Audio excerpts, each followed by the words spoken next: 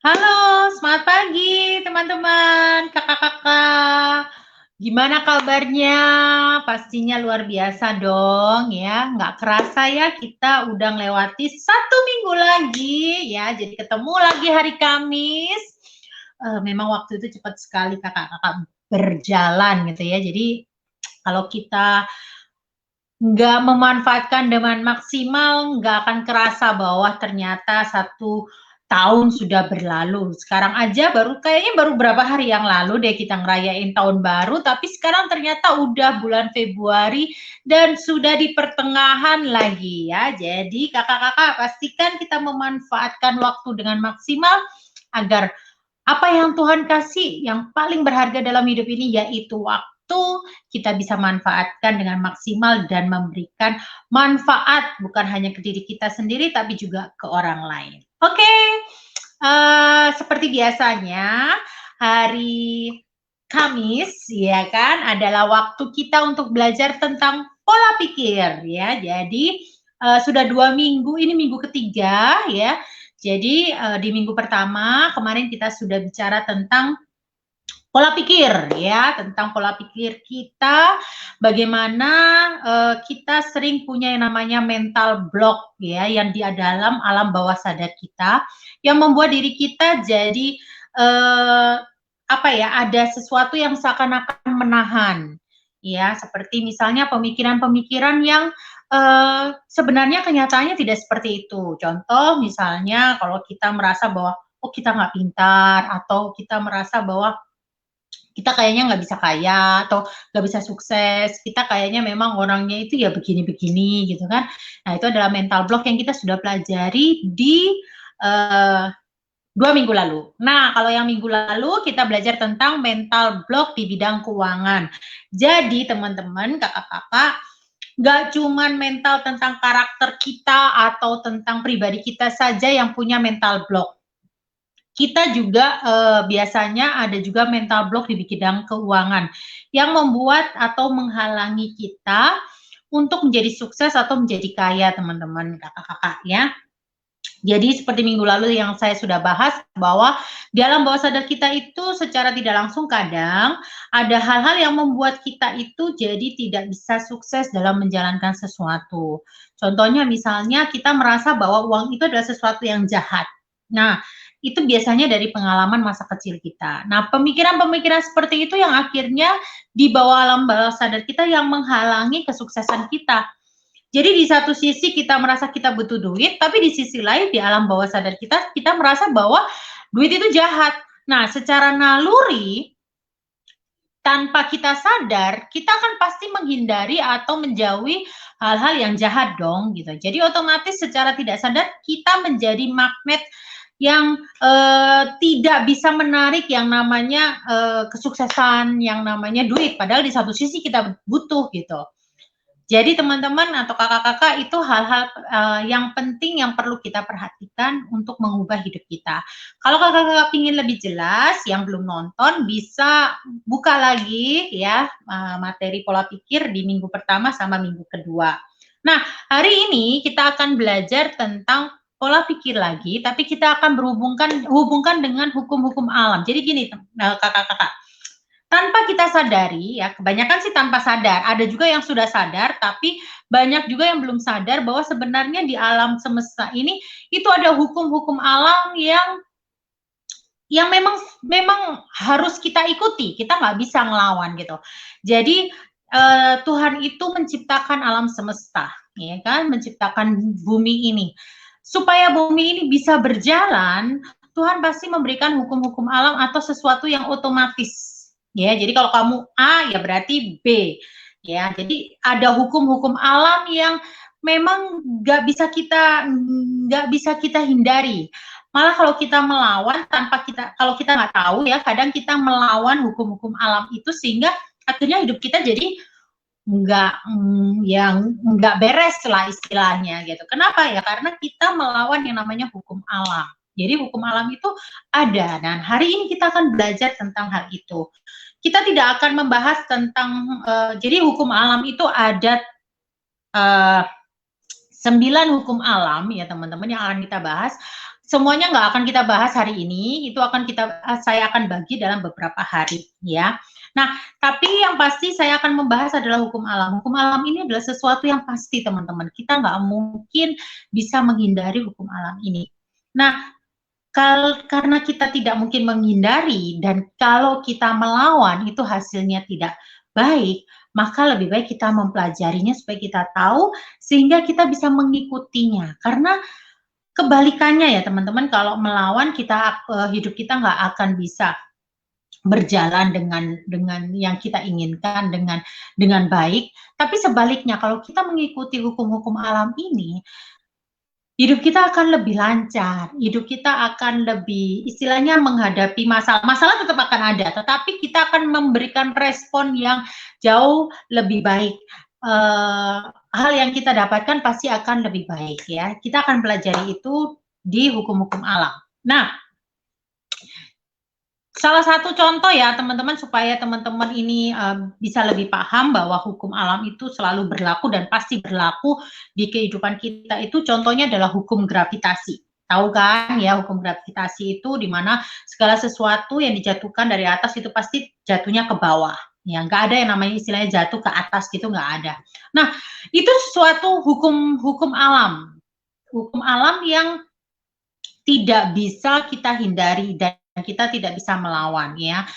Contoh misalnya, ambil contoh. Misalnya kalau misalnya ada orang yang begitu merasa bahwa dirinya adalah taat sekali, percaya sekali sama Tuhan, terus kemudian dia naik ke gedung tingkat paling tinggi gitu ya kan, terus kemudian dia berkata, Tuhan aku sangat percaya kepadamu Tuhan, tolong kau bantu aku Tuhan, aku akan terjun dari gedung ini, kau bantu menopang aku Tuhan, terus kemudian dia terjun. Kira-kira apa yang terjadi? Ya tetap dia akan terhempas teman-teman, ya kan? Benar nggak? Karena itu memang hukum alamnya gitu. Itu namanya dia bukan percaya sama Tuhan, tetapi dia menguji Tuhan.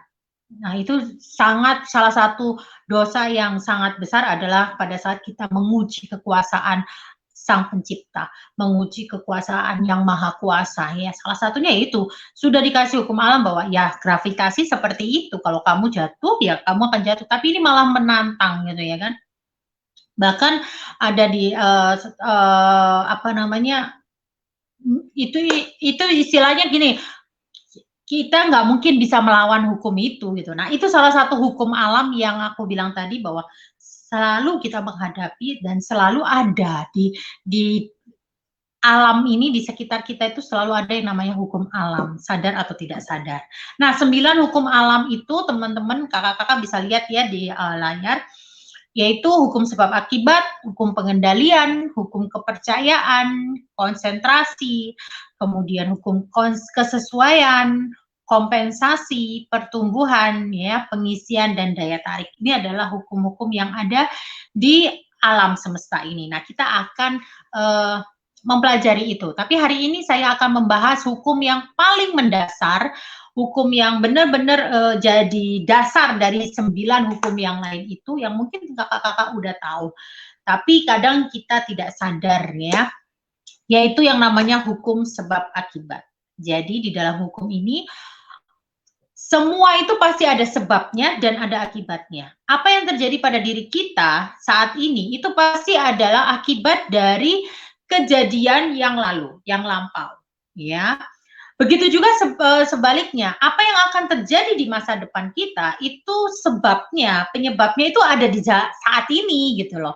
Jadi kalau misalnya kakak-kakak tidak menyiapkan diri atau melakukan hal-hal yang baik saat ini, akibatnya mungkin kakak tidak akan ngerasain sekarang. Ada hal-hal yang kita ngerasainnya sekarang mungkin ya, detik itu juga misalnya kita bisa ngerasain. Contoh misalnya kakak sudah dikasih tahu, misalnya anak kecil gitu ya, dikasih tahu jangan loncat dari kursi misalnya, nanti jatuh sakit gitu.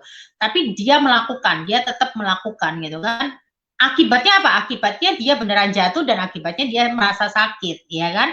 Nah itu adalah akibat. Sebabnya apa? Sebabnya karena dia meloncat atau main-main dari kursi, padahal udah dikasih tahu nggak boleh gitu kan. Nah itu adalah sebab dan akibat ya.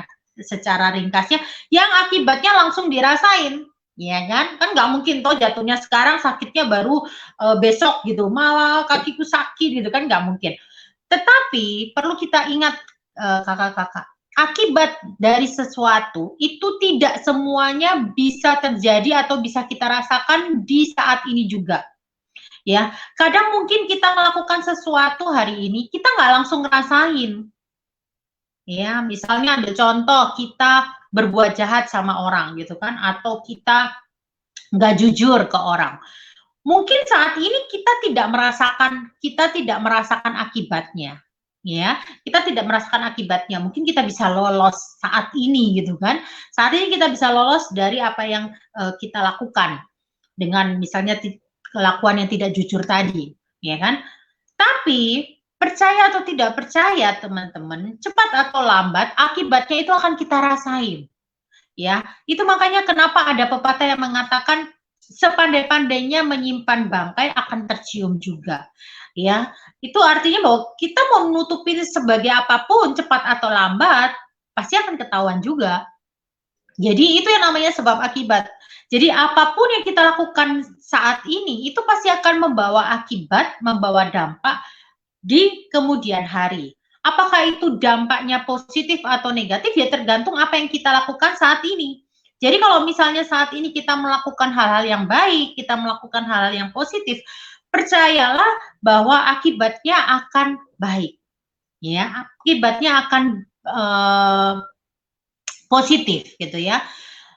Tapi perlu diingat teman-teman bahwa apa yang kita lakukan baik atau apa yang kita lakukan itu benar ya, itu bukan hanya dari sudut pandang atau pandangan manusia, teman-teman, tapi harus berpegang pada apa yang kita yakini. Makanya apapun agamanya teman-teman ya, apapun kepercayaannya teman-teman, pasti di dalam kepercayaan atau agamanya kita mengajarkan sesuatu yang harus kita lakukan atau tidak boleh kita lakukan. Nah, itu sebenarnya adalah hukum-hukum atau apa ya, batas-batasan yang diajarkan secara rohani yang Tuhan kasih gitu kan untuk kita lakukan yang supaya hidup kita akibatnya itu baik, ya. Nah, lakukanlah itu dengan berdasarkan apa yang benar di kepercayaan atau agama kita. Bukan hanya apa yang benar menurut orang, ya. Karena orang lain tidak tahu apa yang benar dan apa yang baik bagi kita. Jadi teman-teman, contohnya gini ya teman-teman, contohnya gini. Kadang kita melakukan sesuatu, kita misalnya gini, punya anak kecil, terus habis itu kita marahin. Nakal nih, anak kita nakal.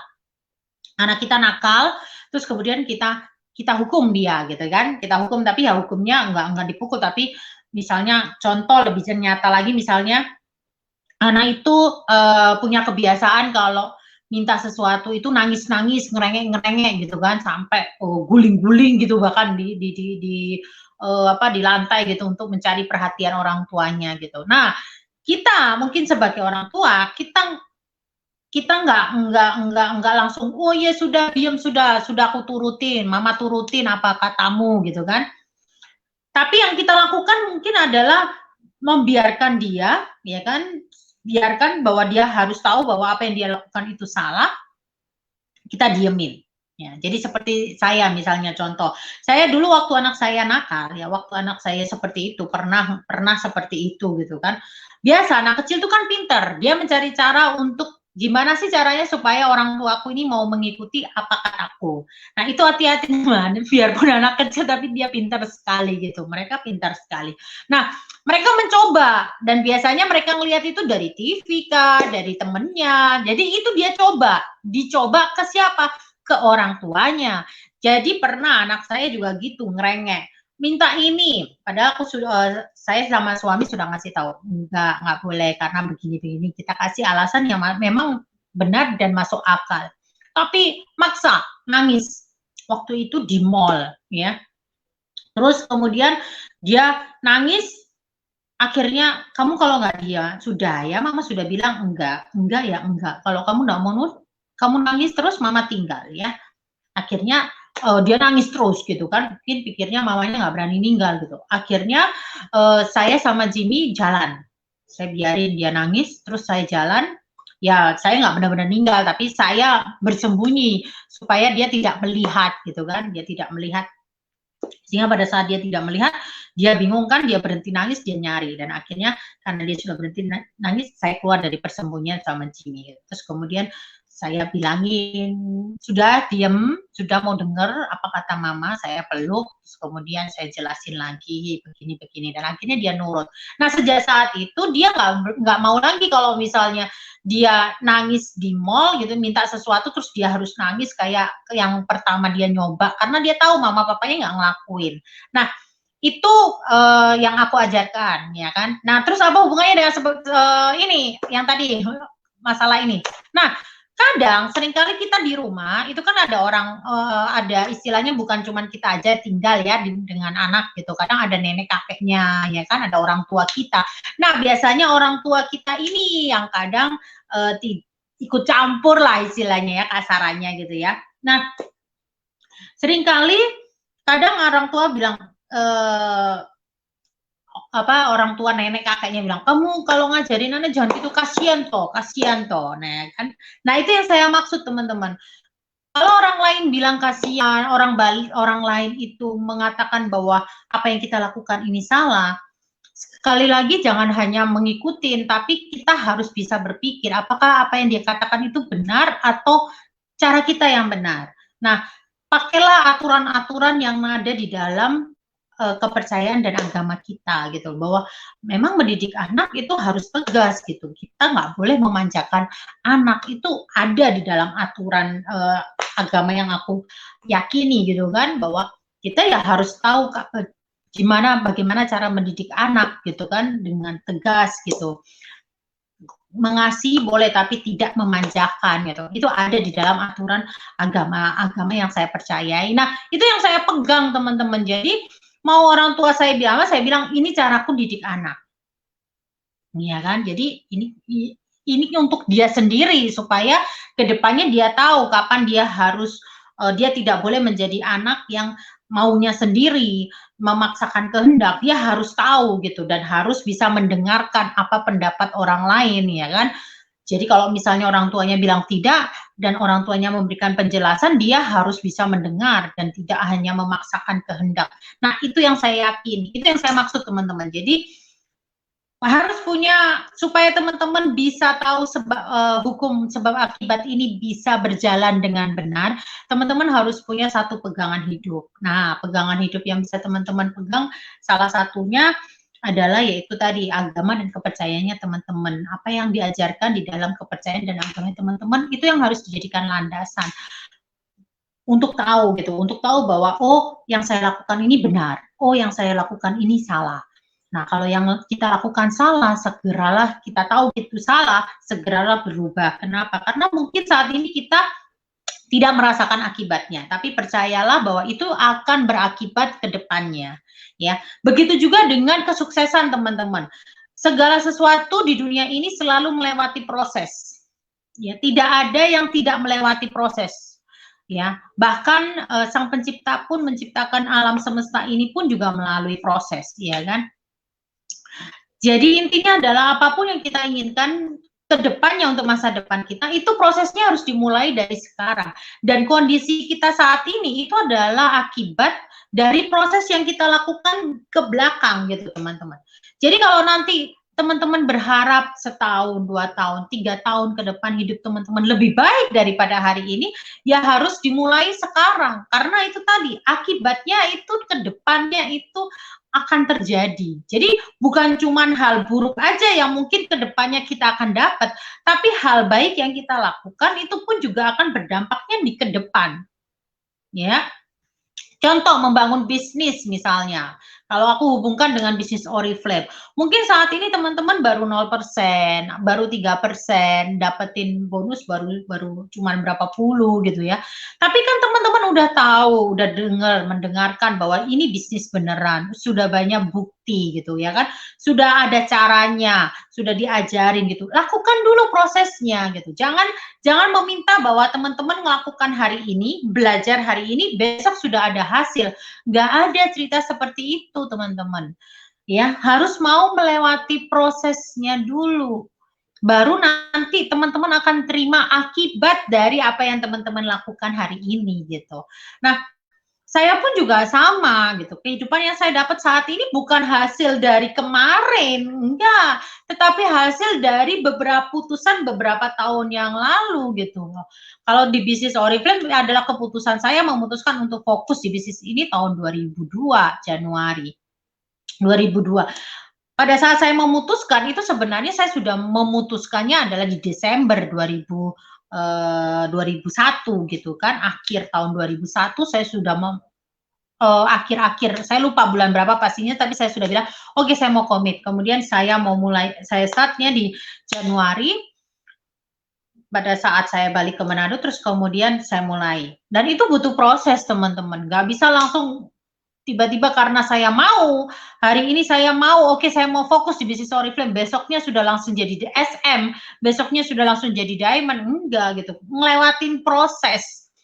Ya, nah panjang tidaknya berapa lama proses yang akan kita hadapin itu sebenarnya tergantung diri kita sendiri juga gitu. Sejauh mana kita benar-benar mau berkomitmen. Berkomitmen ke siapa? Ke Tuhan terutama yang pertama. Berkomitmen ke Tuhan bahwa, oke Tuhan aku mau. Dan aku mau dimampukan. Nah pada saat kita mau dimampukan, kita melakukan prosesnya dengan serius. Kita benar-benar nunjukin bahwa kita mau, kita layak untuk mendapatkan apa yang kita inginkan, itu kita layak. Nah, pada saat itu terjadi, maka alam akan memberikan akibatnya yaitu apa yang teman-teman inginkan itu tadi. Ya, jadi itu semua prosesnya itu dimulai dari sekarang. Jadi kalau misalnya teman-teman baru mau melakukannya itu nanti tahun depan, ya berarti akibatnya juga akan mundur lagi gitu. Jadi lakukanlah apa yang bahkan mungkin enggak karena apa yang teman-teman lakukan hari ini, misalnya teman-teman hari ini buang-buang waktu nih, membuang-buang peluang gitu. Bisa jadi akibatnya ya baru teman-teman rasain beberapa waktu ke depan. Makanya jangan heran kalau pada saat teman-teman nanti misalnya teman-teman nunda-nunda sampai akhir tahun misalnya, terus kemudian akhir tahun 2001 teman-teman baru mau jalan. Jangan heran kalau misalnya teman-teman begitu memutuskan mau jalan, terus tiba-tiba kok rasanya berat ya, kok rasanya mau yang saya lakukan ini kok nggak ada hasilnya, belum kelihatan hasilnya. Ya iya, itu masih bayaran dari akibat waktu yang kita buang ini teman-teman. Jadi mungkin saja kondisi kita saat ini adalah akibat dari apa yang kita lakukan ke belakang. Jadi pada saat teman-teman merasa bahwa sekarang saya lagi semangat nih, sekarang kok hasilnya nggak kelihatan ya, ya tunggu dulu, mungkin aja saat ini adalah akibat dari putusan teman-teman bulan lalu atau tahun lalu. Paham nggak? Ya, jadi ingat ya, ada sebab dan akibatnya. Jadi pada saat teman-teman mengatakan bahwa saya mau fokus, jangan berharap bahwa saat itu juga langsung dapat hasilnya. Karena ingat, kondisi sekarang ini adalah akibat dari beberapa tahun yang lalu atau beberapa bulan yang lalu. Jadi kalau misalnya teman-teman ngelakuin sekarang, teman-teman sekarang baru mulai, ya nikmatin dulu gitu loh. Karena ini mungkin akibat dari apa yang kita lakukan ke belakang-belakang tadi gitu. Nah, mungkin akibat dari komitmen kita saat ini itu baru akan muncul kelihatan akibatnya, hasilnya itu beberapa bulan ke depan. Jadi seperti itu teman-teman. Tapi kalau teman-teman sudah memutuskan, aduh saya sudah mau jalan tapi kok seminggu nggak ada hasil, terus teman-teman berhenti, ya elah, akibat dari yang lalu-lalu aja belum habis, belum selesai gitu kan. Gimana kita bisa dapetin hasil dari hasil dari apa yang kita lakukan seminggu itu gitu loh. Jadi jangan pernah nyerah teman-teman ya. Jadi karena ingat apa yang teman-teman lakukan sekarang itu baru ketahuan, baru dapat akibatnya itu beberapa bulan ke depan. Oke. Nah, sedangkan saat ini itu adalah hasil dari beberapa bulan ke belakang. Paham ya teman-teman? Jadi mungkin aja teman-teman saat ini masih harus terus bekerja, harus terus konsisten karena ya itu tadi akibatnya belum muncul. Karena sekarang masih akibat dari apa yang kita lakukan beberapa bulan ke belakang atau mungkin beberapa tahun ke belakang. Kita kan nggak tahu ya, tapi yang pasti ada hukum sebab akibat itu ada teman-teman. Jadi jangan cepat putus asa, jangan cepat karena melihat bahwa kok kayaknya eee, belum ada perubahan ya, tetap lakukan hal yang baik. Perubahan itu akan terjadi. Bukan sekarang, tapi ke depan cepat atau lambat akan terjadi gitu loh. Kenapa? Karena ya itu tadi, karena sekarang adalah akibat dari beberapa bulan yang lalu, keputusan atau hal yang kita lakukan beberapa bulan yang lalu. Tapi kalau kita mau segera mengubahnya, mau mulai, melakukan hal yang positif ya kan, memperbaiki apa yang menurut kita salah waktu itu, kemudian kita mau komitmen, percaya cepat atau lambat kondisi akan berubah. Tapi kalau teman-teman tidak melakukan perubahan, ya beberapa bulan ke depan ya hasilnya akan tetap sama. Kenapa? Karena apa yang teman-teman lakukan sekarang juga tidak berubah dengan beberapa bulan yang lalu atau beberapa tahun yang lalu gitu. Nggak akan ada perubahan hasil ke depannya. Karena ya yang teman-teman lakukan sekarang sama dengan beberapa bulan yang lalu. Jadi tahun depan akibatnya atau hasilnya ya juga akan sama dengan sekarang. Karena apa yang teman-teman lakukan beberapa tahun lalu itu mengakibatkan sekarang. Paham ya? Jadi itu teman-teman, sesimpel itu sebenarnya. Jadi kalau makanya kenapa saya katakan kalau teman-teman lihat acara BTS kemarin tentang pada saat kita turun, kemudian berapa kali kita jatuh, nggak penting, yang penting ada berapa kali kita bangkit ya teman-teman. Di situ saya juga sempat mengatakan bahwa don't blame, jangan menyalahkan kalau kita dalam kondisi jatuh. Kenapa? Karena ambil tanggung jawab itu teman-teman. Kita nggak akan bisa merubah kondisi, kita nggak akan bisa merubah orang lain gitu kan. Kita nggak akan bisa mengubah orang lain untuk menjadi seperti apa yang kita mau.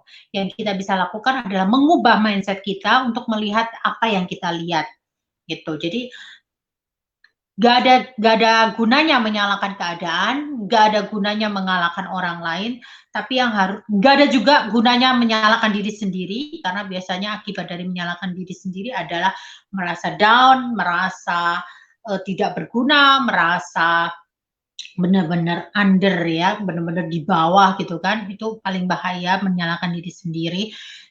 Jangan lakukan itu gitu, yang kita bisa lakukan adalah, oke, saya salah, tapi saya bertanggung jawab terhadap hidup saya. Saya salah bukan karena kondisi, tapi salah dengan apa yang kita lakukan ya, respon kita, apa yang kita lakukan gitu kan, itu yang kita harus perbaiki gitu. Jadi lakukan perubahan, percayalah pada saat ini mungkin tidak terlihat perubahan hasilnya, tetapi satu hal yang pasti hati kita akan lebih tenang, hati kita akan lebih damai, hati kita akan penuh dengan sukacita, dan kita akan melakukan segala sesuatu dengan lebih semangat, dengan lebih positif ya, karena mindset kita berubah, pola pikir kita dan juga respon kita terhadap masalah berubah. Masalahnya tetap ada teman-teman, tetap ada. Sebelum ada solusi, masalah itu tetap ada.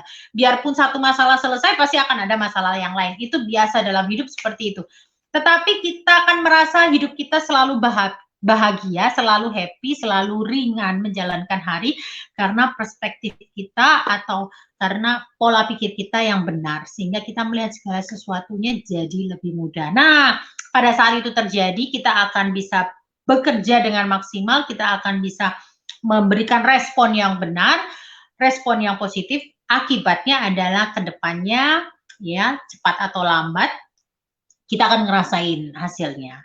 Kita akan ngerasain, oh kok kayaknya masalah satu persatu mulai selesai ya. Kayak benang kusut itu kayaknya kok benangnya itu mulai terurai gitu. Karena apa? Karena ya kita ngelihatnya itu kita sendiri yang melakukan perubahan gitu.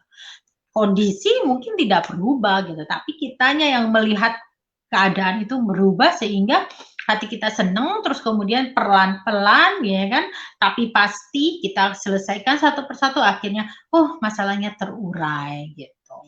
Ya teman-teman, jadi itu yang bisa saya bagi hari ini. Percaya bahwa ada hukum yang namanya hukum sebab akibat teman-teman. Tidak ada yang kebetulan di dunia ini, kita percaya itu ya. Apa yang kita tabur itu yang kita tuai. Jadi pada saat kita melakukan nggak ada yang ceritanya yang namanya hoki gitu ya, keberuntungan gitu atau kebetulan gitu nggak ada. Kalau saya ya, saya percaya bahwa keberuntungan itu adalah pertemuan antara kesiapan dan peluang kesempatan. Ya, jadi kalau kita sudah siap dan kesempatan itu muncul, maka kita akan tampak seperti hoki karena kita berada di waktu yang tepat gitu, di saat yang tepat. Nah, berada di waktu yang tepat, di saat yang tepat itu butuh persiapan dari kita. Karena kita nggak pernah tahu kapan peluang itu akan datang, kesempatan itu akan datang. Tapi pada saat kita siap, kita sudah melakukan yang terbaik, kapanpun kesempatan atau peluang itu datang, kita sudah ready. Nah, disitulah orang lain yang tidak mengerti hukum sebab akibat ini merasa bahwa, oh, dia hoki, dia beruntung. Padahal enggak, teman-teman, enggak ada satu kebetulan.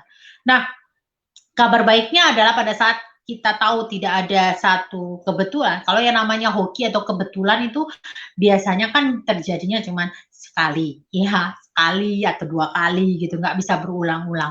Nah, tapi karena kita tahu bahwa tidak kuncinya atau apa namanya, rahasianya adalah bahwa tidak ada kebetulan, yang ada adalah akibat dari apa yang kita lakukan, otomatis kita akan bisa mengulang itu lagi, mengulang keberuntungan menurut orang lain itu ke kita gitu. Kenapa? Karena kita tahu, oh, saya mendapatkan itu karena akibat dari apa yang saya lakukan. Jadi saya tinggal melakukan lagi hal yang positif, hal yang bermanfaat, hal yang berguna gitu kan. Mulai lagi membangun bisnis ini, misalnya di bisnis Oriflame gitu ya, dihubungkan dengan bisnis Oriflame. Kalau kita sudah pernah nyampe, kita pasti akan nyampe lagi.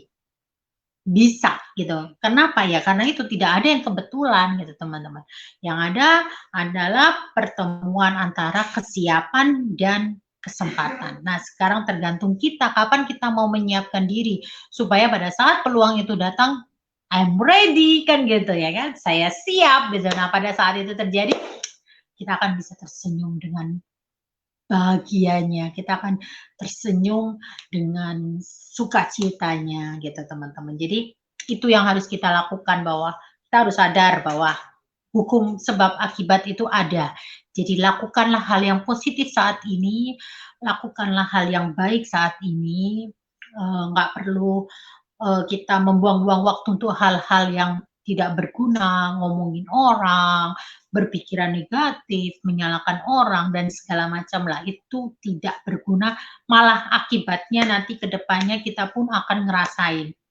Seperti apa akibatnya, saya nggak akan bisa tahu karena saya bukan peramal dan saya yang tahu adalah Tuhan gitu, dan kita sendiri pada saat kita ngakuin mungkin beberapa tahun ke depan kita baru ngerasa, oh gini ya, ternyata oh ini akibat dari apa yang kita lakukan beberapa tahun lalu, dan itu pada saat itu terjadi tidak perlu menyesal karena yaitu sudah buah dari apa yang kita tabur beberapa tahun ke belakang atau beberapa bulan ke belakang. Jadi yang perlu kita lakukan sekarang adalah karena kita tahu kuncinya seperti itu, perbaikilah diri kita hari ini supaya ke depannya kita mendapatkan hasil dan mendapatkan akibat yang baik dan positif. Ya, oke teman-teman. Sorry. Itu sekilas sharing saya tentang pola pikir ya, semoga bermanfaat. Minggu depan kita akan belajar lagi, kita akan sambung tentang hukum alam yang lainnya. Jadi tadi ya seperti tadi yang sudah dilihat ya, itu ada hukum pengendalian, kita akan bicara tentang hukum pengendalian, hukum kepercayaan, itu seperti apa ya. Jadi kayaknya setiap minggu saya akan bahas 2 hukum ya, sampai nanti selesai di hukum daya tarik. Oke, nah, semoga bermanfaat apa yang saya sharingkan hari ini. Yuk kita belajar sama-sama. Saya pun membawakan ini bukan berarti saya sudah sempurna, no, saya masih dalam tahap belajar juga, dan hidup ini adalah proses belajar ya. Belajar untuk apa? Belajar menjadi lebih baik. Kalau sekarang kita sudah baik, kita bisa lebih baik lagi. Kedepannya kita sudah lebih baik, kita bisa belajar menjadi lebih baik lagi gitu. Karena yaitu tadi, hidup ini adalah kesempatan kita untuk memperbaiki diri terus-menerus sampai akhirnya Tuhan bilang, "Oke, waktumu udah cukup dunia ini," gitu. Nah, pada saat itu terjadi kita sudah bisa melaporkan ke bos kita di atas gitu ya, apapun kepercayaan Anda, apapun agama Anda gitu ya, melaporkan, "Oke, saya menjalani hidup ini dengan baik," gitu ya kan. Jadi terima konsekuensinya di akhirnya gitu kan, sama sebenarnya itu juga hukum sebab akibat juga gitu. Apa yang kita lakukan di dunia ini itu yang akan kita dapatkan pada saat kita sudah meninggalkan dunia ini ya kan. Jadi hukum itulah teman-teman yang menjadi dasar dari semua hukum itu yang tadi saya bilang di awal ya. Oke, selamat istirahat ya, udah malam, udah 8:30. Yang di Jawa baru 7:30 ya. Mungkin baru makan malam, ya selamat makan malam, yang lainnya selamat beristirahat ya. Jaga kesehatan, jangan lupa ingat 3M ya. Ingat bahwa pada saat kita menjaga 3 kesehatan dan melakukan protokol kesehatan bukan cuma untuk diri kita tapi juga untuk orang-orang yang kita sayangi. Karena jangan sampai kitanya sehat tapi ternyata kita pembawa virus yang menyebabkan orang lain sakit atau bahkan bisa kehilangan nyawa. Jangan sampai terjadi ya. Jadi jaga protokol kesehatan dan jaga kesehatan. Oke, sukses untuk teman-teman dan love you and God bless you. Mwah. Dadah.